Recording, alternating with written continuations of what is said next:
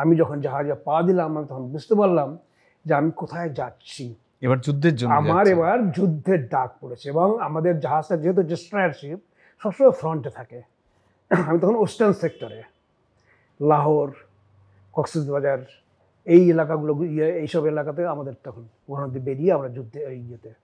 তা সুতরাং ওই যে যুদ্ধের সামনে একদম ফ্রন্টে, এবং আমাদের জাহাজ থেকে আমরা যখন করাচি বর্ডারে যাচ্ছি বা লাহোরের ইয়েতে, তখন যে এই যে আমাদের জাহাজ থেকে যুদ্ধ হচ্ছে, ফায়ার করা হচ্ছে কামান, সেই কামানগুলো যখন ফায়ার করা হচ্ছে সেগুলো সমস্ত কল্পনা করা যায় না, মানে চোখের সামনে দেখছি।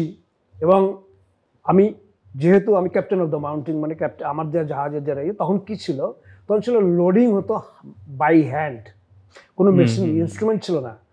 একজন সে এরমভাবে কামান গোলাটা ধরতো, 106 পাউন্ড ওজন, এইভাবে হাতের উপর নিয়ে ডান হাতে বা যে লেফট হ্যান্ডের যে ওই যে মানে ব্যারেলের যে মুখ, সেই ব্যারেলের মুখের মধ্যে মাথাটা একটু ঢুকিয়ে দিল কোনোভাবে, দিয়ে ওখানে পুশ করতে